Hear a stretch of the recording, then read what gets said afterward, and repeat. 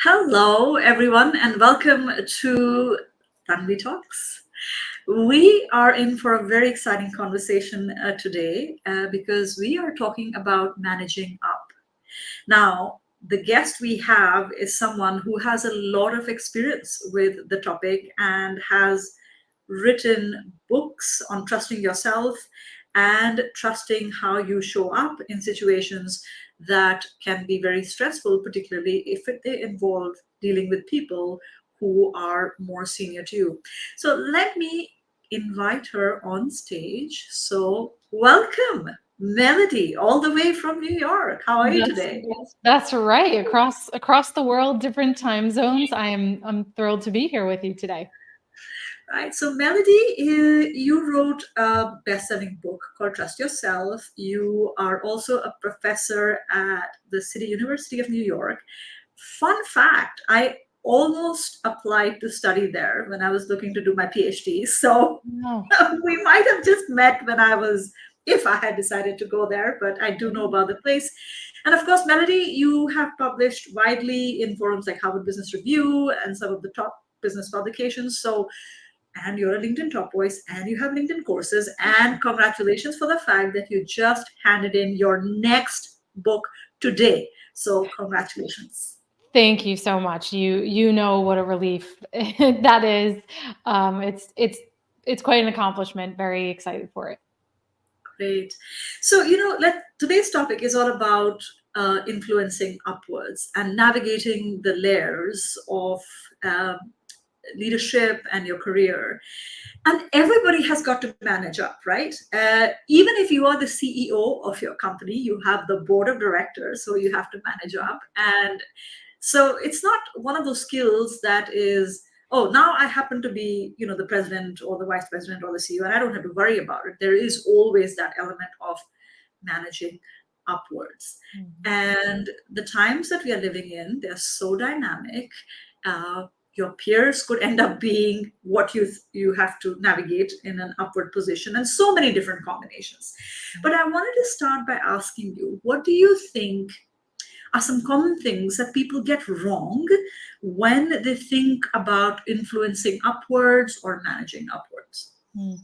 Well, you alluded to one of those, which is the fact that the higher you rise, the less important this becomes, when in fact the higher you rise, often the more important managing up becomes, because the stakes are higher, the complexities are greater, and you have more stakeholders. You have the board, you have clients you may need to also influence up to.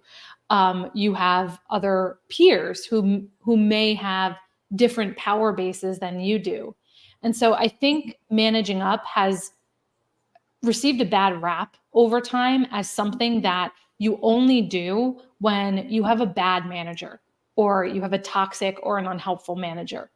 When in fact, this is really a skill set and a way of operating in your career that everyone should be doing regardless of your relationship with your boss. Because even if you have a good relationship with your manager, it can always be better.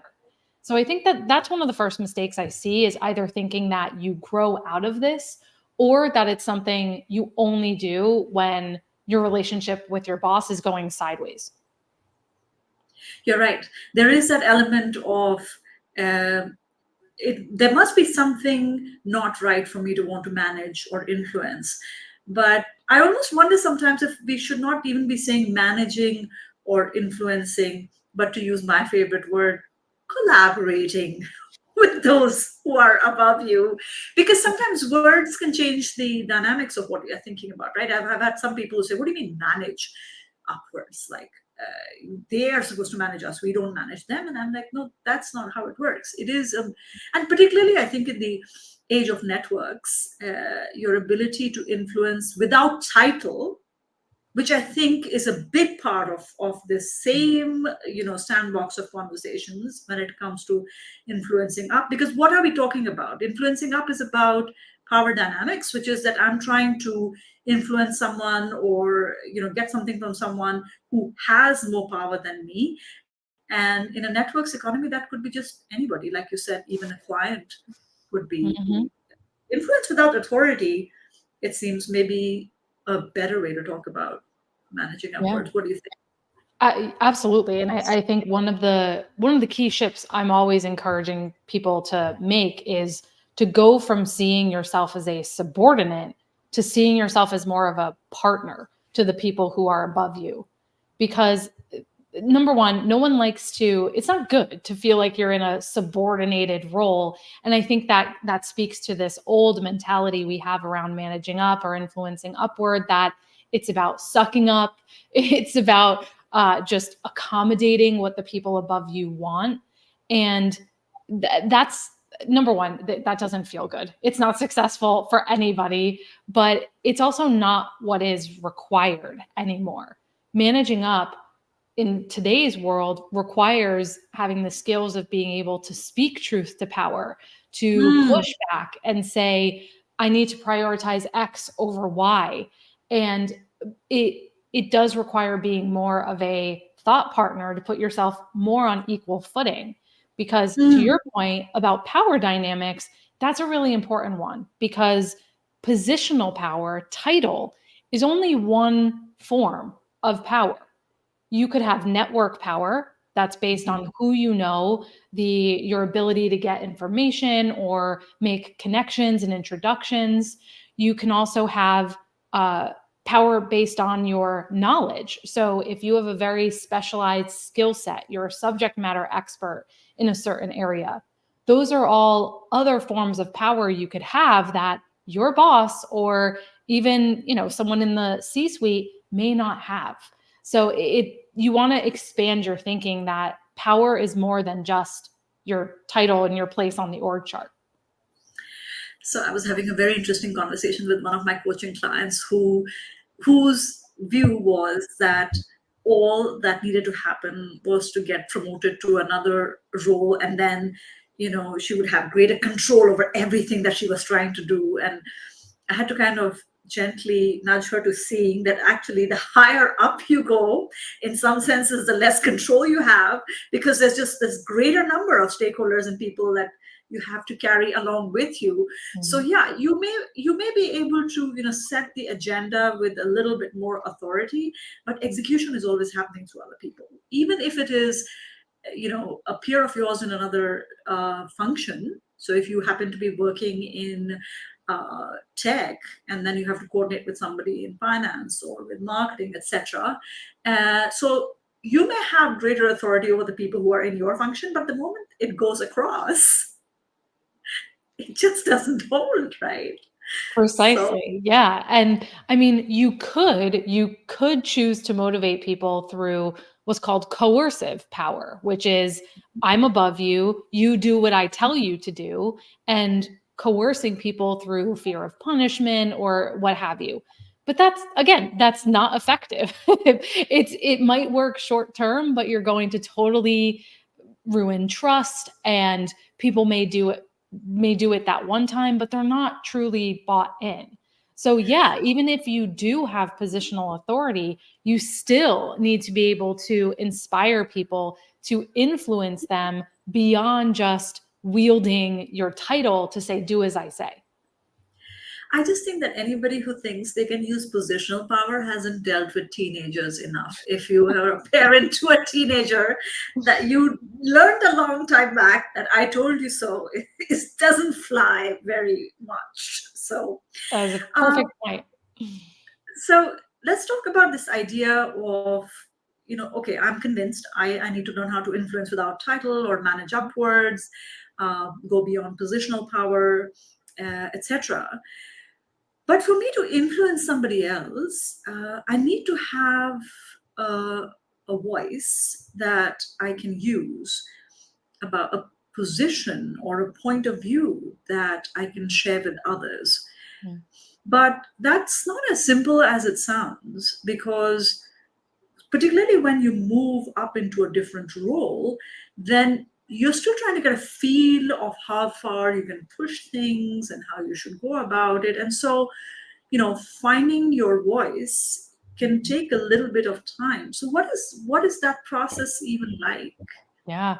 And I think you were speaking to the first piece of it, which is, you know, before you just put yourself out there and, start taking ownership of things or start speaking up about certain things, you really have to survey and understand the landscape around you. For example, what are people's fears? Those above you may have certain concerns about budget, or maybe there's particular clients that they want to keep happy more than others for whatever reason. So you have to understand some of these dynamics, the history. What is the state of the organization? What are the goals and objectives that they're moving for? Are they in a high growth stage, or is the organization or your team in a maintenance stage where they're prioritizing stability and optimization over high growth, for example? And understanding that, really reading the environment and even listening to the types of words people above you use. Are they using words like moonshot idea, we want to take big leaps, innovation? Or are they using words like, we want to stay true to tradition, how things have been done? We need to adhere to compliance is a big priority for us. Listen to that, because you're going to get cues about priorities and how you need to craft your voice to truly be heard. That's an excellent point. I think um, getting a sense of the context. And I think companies have different cultures. And you're absolutely right. The stage of growth in which we are does influence the kind of language you might want to use or what you set up as priority. I mean, do you have any favorite advice for people who are trying to communicate with executives that are far more senior than themselves? Because I Mhm. think we're the one of the rules that I heard was be here, be quick, and be gone. Which, in any case, you are kind of rattled as is, and then you're supposed to be here, be quick, and be gone. What's an advice that you have with someone when you're sitting, across the table with somebody far, far more senior than you, and you're cognizant you better be concise and add Mhm. value to the conversation? Yeah, yeah, and I'll loop back to that, because I think overall, yes, executives, they move very fast. They're having to operate at a 10,000-foot level. And so whenever I'm coaching clients on this, a big mistake I see people make is leading with too much context or leading with too much process rather than getting to the bottom line up front. So let's say you're presenting to executives and you start your presentation about the history and the different stakeholders you consulted to get to this point. And the executive is thinking, I don't even understand why I'm here. Tell me why I'm here and what you need from me. And so the more you can get to the point, today I'm going to share with you the top line highlights from our Q3 revenue report and get your consultation and buy in on our next steps for that. Okay, great. I know what is expected of me as the executive. Perfect. And so that idea of bottom line up front, that actually comes from the US military. And it's the idea of, don't bury your ask. Keep that up front and then give the context and the information. But an executive wants certainty, they want clarity about where you're going, what's expected of them. And so, bottom line up front, I am also a big fan of bullets and executive summaries because executives are scanners. These are people that are getting hundreds of messages a day. They're having to take in tons of information from every different business unit and level. They don't have time to absorb long things in depth. And so if you are sending them an email or a report, breaking things down into these are the top 3 highlights you need to know, bullet, bullet, bullet. Or here is a 2 to 3 sentence executive summary of the takeaways from this deliverable. That's going to go much further to actually, again, this is about how do you flex your communication style, not become overly accommodating and become someone you're not, but how do you just flex how you present your information so your voice is actually heard, your message is actually received, taken seriously, and taken in by those people.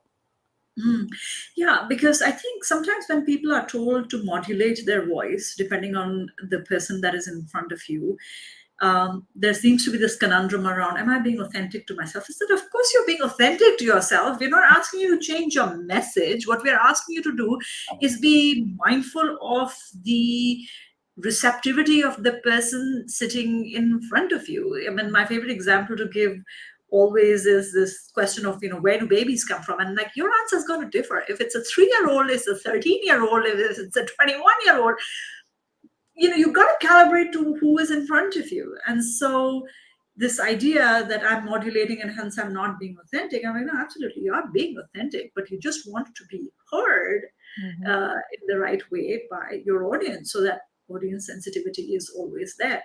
Exactly. Yeah, there was a back in back in my university days, I remember taking communication classes, and one of the key points in the first class was communication happens at the end of the receiver. Someone has to receive your communication for communication to have happened, right? Without that, you're just saying things, but is it actually landing with people?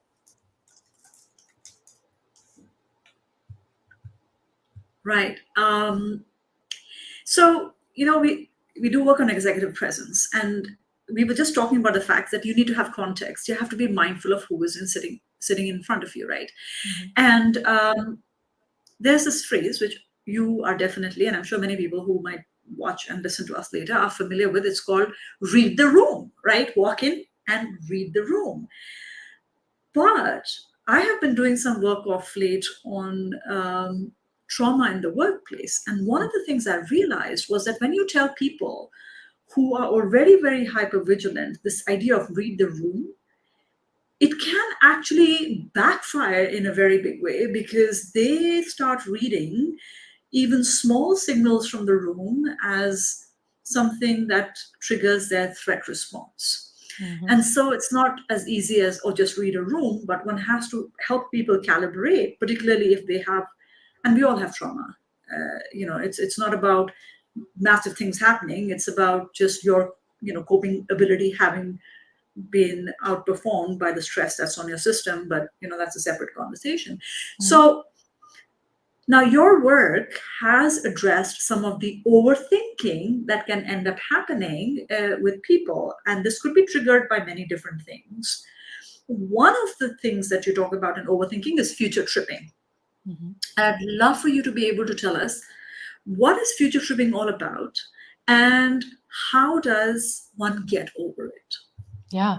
And if I could just back up for one moment, because you made a incredibly important point that, our psychology and our wiring comes into play at work. We don't just separate ourselves from our background when that happens and our past experiences. And I think that's very important to acknowledge here. And a lot of my work up until this point has been working with people that are more sensitive, that have more finely tuned nervous system, whether that is because of just natural biology. Our nervous systems are on a spectrum. Some people are more reactive and responsive to what's happening around them, and others less so, or because we've had experiences in our lives where to survive, we had to be vigilant.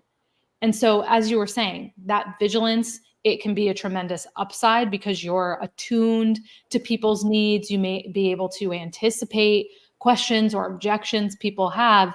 But if it becomes unbalanced, if you overuse that, it goes into overdrive. Of course, it can really be debilitating sometimes. So I want to acknowledge that also. So I think a lot of shame and self-blame can come with that. Like, why do I take everything so personally? Why do I make such a big deal of these little things? So remove the shame from that. And what you were talking about, future tripping, is one type of overthinking that can happen when we become hypervigilant. And future tripping is about being caught up in the future, as the name suggests. So if you think about rumination, rumination is all about being in the past. Why did I say that? Why did this person react that way? It's all about things that have already happened. Well, whereas future tripping is all about things that could happen.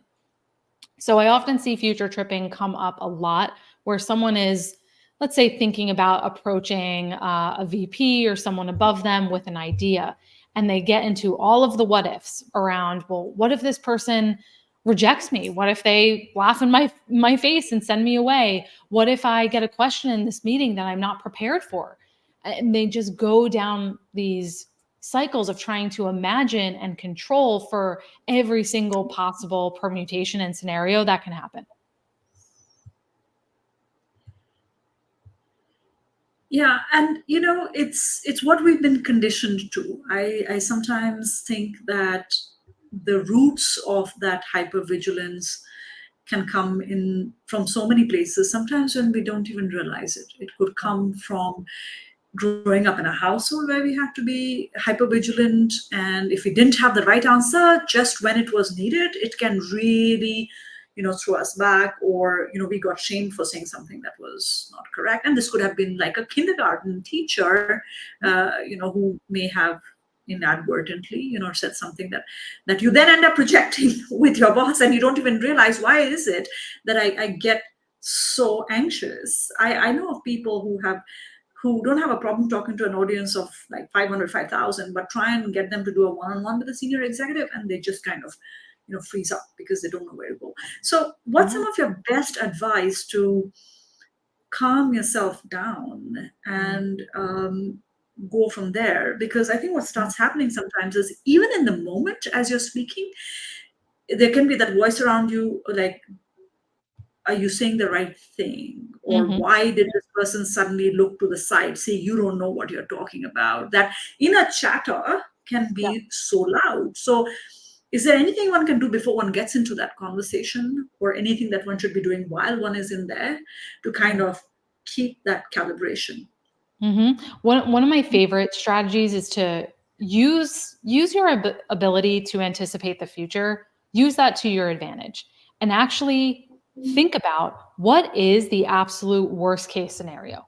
What happens if I'm not able to answer a question? What happens if the senior executive gets upset with me and raises their voice with me? What is the worst that could happen? And for most people, it's I'm going to lose my job. They're going to fire me. They'll let me go. And actually take whatever your worst fear is out to its logical extreme. Like, okay, what if that happens? How would I deal with it? What would my next steps be? I'd go on LinkedIn, I'd clean up my profile, I'd maybe reach out to these people from my past to see if they could introduce me.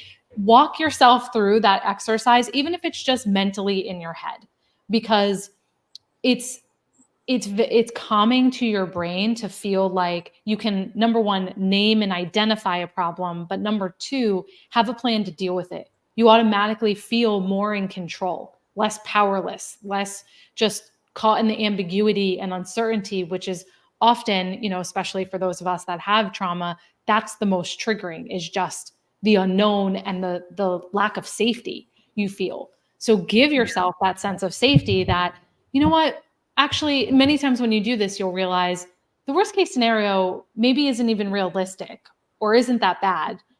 And no matter what happens, I could figure it out. Maybe it would not be pleasant, it would not be fun, but I could deal with it. So many times just going through that exercise, especially beforehand, if you're really getting caught in future tripping, can be helpful just to reset your perspective, bring things down to size. Yeah, that's true. And I suppose learning to breathe through it is always good advice. Of course. Um, And reframing, I mean, did I hear this correctly? Or I remember one time I was talking to somebody who's much more senior than me, and I had gotten that meeting with a lot of effort, and he kept glancing at his watch, which, can be unnerving, like, am I not making Mhm. sense or whatever? And then instead of just kind of going down that path of thinking, I caught myself in the moment, and I actually said, I've seen you've looked at the watch a few times. Is there a better time for me to come back, perhaps? Which I have to say was a little bit of chutzpah going on right there. Like he could have just said, "Well, young lady, I'm busier than you Yeah. are, so like, yeah." But um, one, I was familiar with him, so I knew it wasn't going to be that much of a risk. But Mhm. he did end up sharing with me on how his wife was having a medical diagnosis report coming out, and that's what was distracting him. And he said, "No, you're right. Okay, fine. You have my full attention."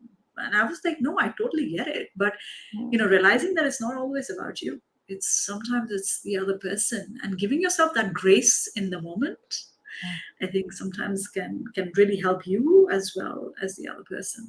Yeah, and I was going to add, you were saying in the moment, what do you do when you start spiraling out because someone is glancing at their phone or it looks like they're doing emails? Assume best intent. Assume Mm. assume the most generous explanation for that Yes. person's behavior for your own sake, right? Assume that maybe they're being called away. You never know. They might have a relative who's having a medical emergency right now. Yeah. Assume the best possible explanation for yourself. I think it's also fantastic that you gently call that behavior out. That shows confidence, right? That shows confidence to say, I have situational awareness of what's happening here, and I want to be respectful of your time. Could we do something different here? Should we do something different here? And so yes, when I'm working with clients, and again, I would probably suggest doing this one-on-one versus doing this in a group of people where it could be Yes. perceived differently. But if you notice, let's say an executive's getting short with you, you could say, I notice your tone has shifted a little bit. Was there anything that caused that? Or did anything contribute to that? Right? Don't label it as I noticed you're getting upset. Do not put that label on it. Give it a neutral Yes. label. I noticed your tone shifted, or I noticed you seem you. I'm trying to. I don't want to say you seem a little distracted, but I notice you're looking at your watch. Right? Don't put a label on that as distracted. So it does take a little bit of chutzpah. It takes a little bit of finesse, but I think it's a nice power move. Yeah, and this is such great advice about when you would do use a certain tactic versus not, because I think sometimes when there are other people in the room, this can have such a power dynamics running to it that strategies that you could use one on one, you do not want to use them in a group. Because it can send you in a tailspin of sorts. So I think that's really good advice, that differentiation between the one-on-one and the context. And I love the fact that do not put your label on it, because you really don't know what that behavior is. It's like I tell my clients, who in the history of mankind ever calmed down when someone told them, calm down? Right. Has that ever happened? That's That's never right. happened. So Yeah. stop putting labels, and allow the other person to just notice that you notice that there was a shift, and let them respond the way they respond. Yeah. Now, all this is difficult, even one on one or in person. What starts happening when you're supposed to be navigating some of these dynamics in a virtual setup? I mean, a lot of people now are working in global firms. You could be sitting in the US, reporting to somebody in Australia. You could be in Mhm. Spain. Your boss is in India. I mean, there's this whole other Pandora's box, right? That Yeah. starts opening up. And then layer on that work from home, where there's always a distraction of some sort as the other. Have you thought about how any of this influencing upward, or influencing without authority, or managing upward, whatever label one wants to put on it, Yeah. ends up working in a virtual environment?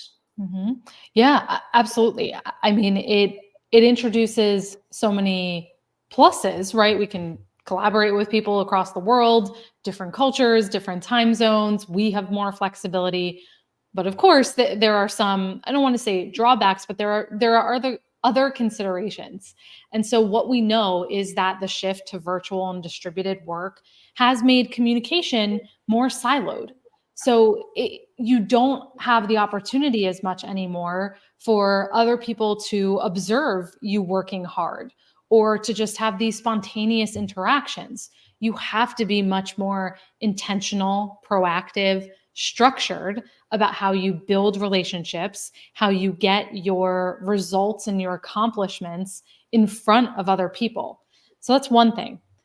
Second is we were talking before about the increase in vigilance. And that's something definitely I have seen since the pandemic is that because there's less, or often there are fewer nonverbal cues, we end up reading into people's behavior more. We start to ask, well, why did that person just say okay in response to my email? Why did they use a period instead of an exclamation point? You might perceive someone's tone over Slack or Messenger different than they meant it. So there's all these opportunities for misinterpretation, as well as cross-culturally. Different cultures may have different norms around giving feedback or bringing up problems. And then you have time zone differences too. I have a lot of clients who are based here in the States who work with teams that are in Asia. And so they're having to either get up very early or stay up very late. And sometimes that can affect how they show up to their work or their boundaries. They may be working all different hours of the day because they want to be available during the times that they overlap with certain teams. Right. And so I suppose the advice of assume best intent applies even more there than it does in one-on-one settings. It's interesting. I hadn't thought we were going to go here, but I'm just going to take a minute to kind of uh, plug in this resource that we have for people who are trying to influence across silos, and silos can come in so many different forms. So, there is a download to fast track your influence across silos, and it's in the ticker as well.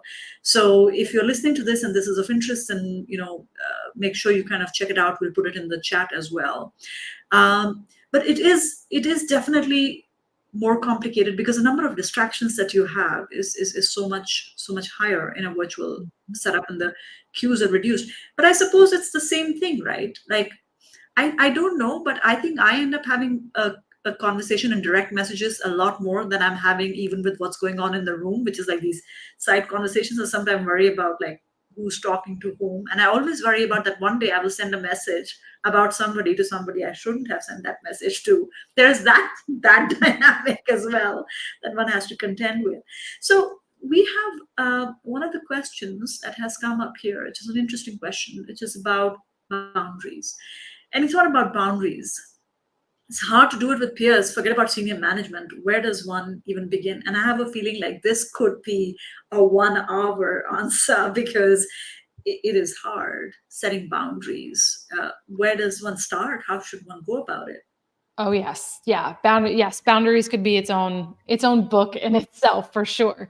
And so when it comes to boundaries, first you have to really assess what is your pushback power, because you can't, to our conversation earlier, you can't push back on everyone in exactly the same way across all different situations.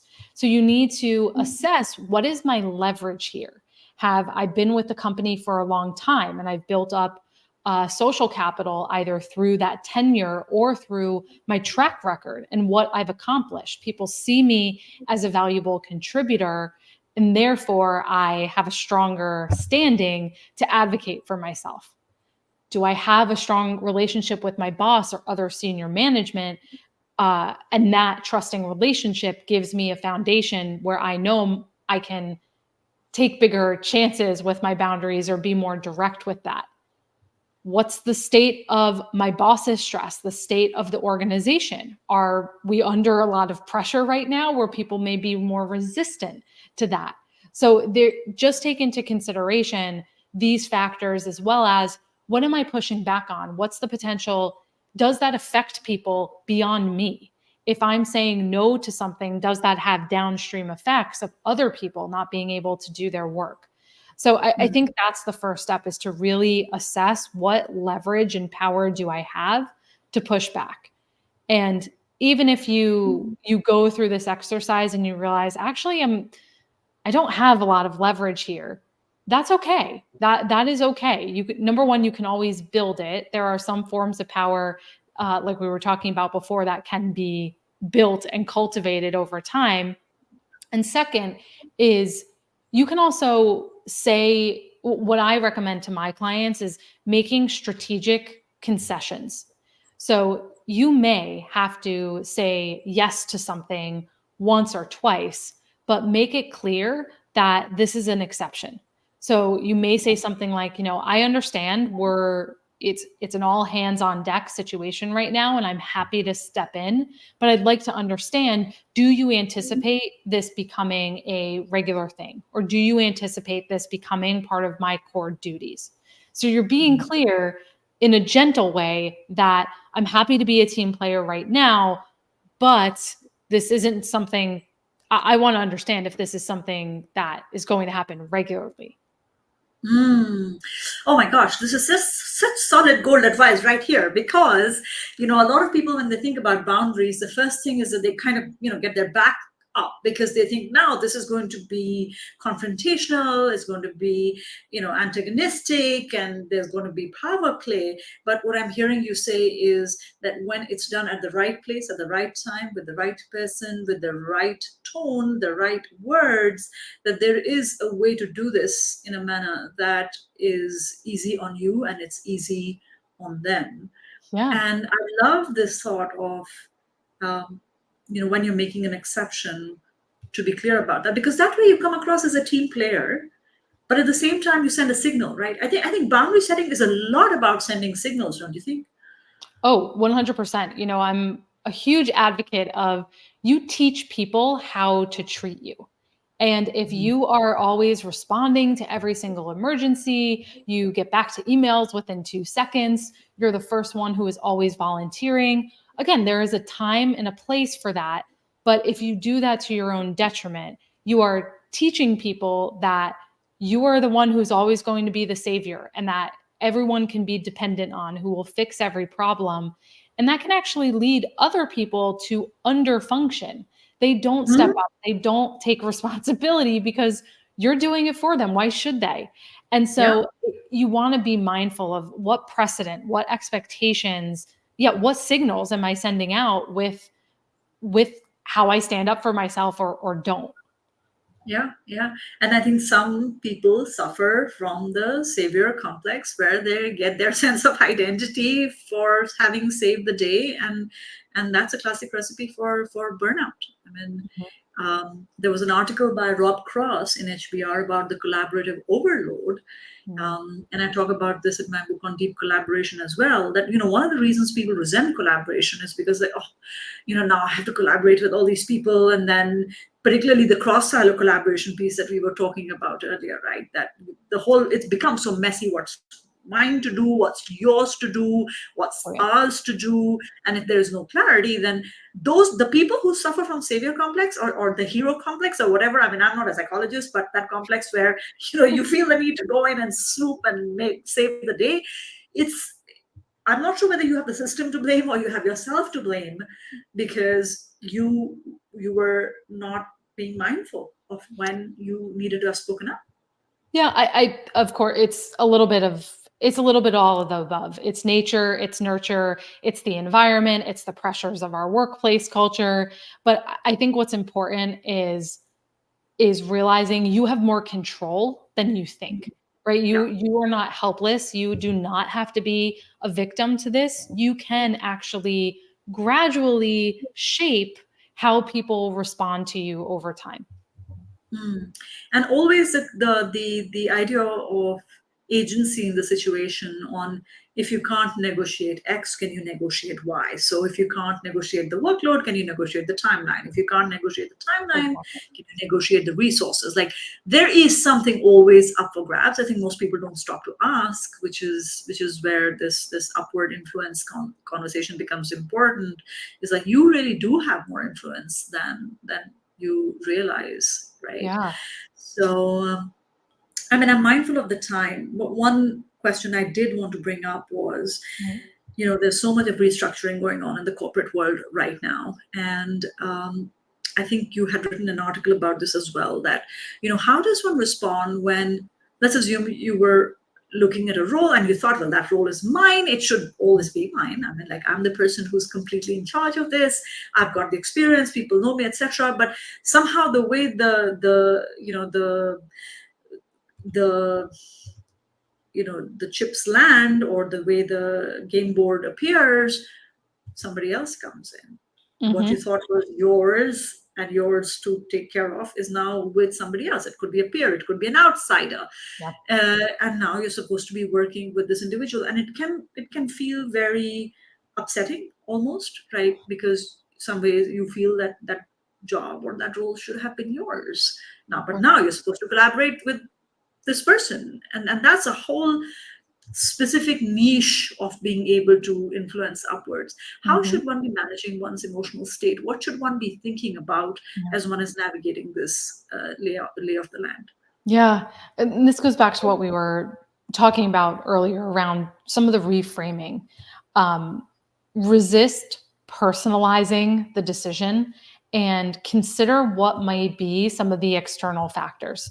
So, for example, I work with a lot of people who do get layered, where they've been in a role for a while, but the organization is growing and a new management level is inserted. They don't get that role. Perhaps somebody external is brought in and the person feels like, oh, I've been demoted now, or I've been looked over.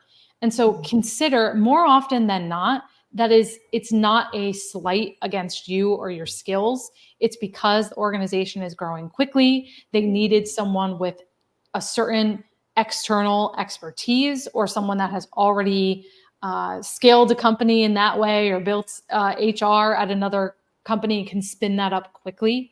So consider that there may be external reasons for that that you're not even aware of, or you may be able to approach HR, the hiring manager, and say, I was hopeful I would have been selected for this role, and I understand there may be reasons why not, but I'd like to understand. I'd like to understand what were some of the driving factors.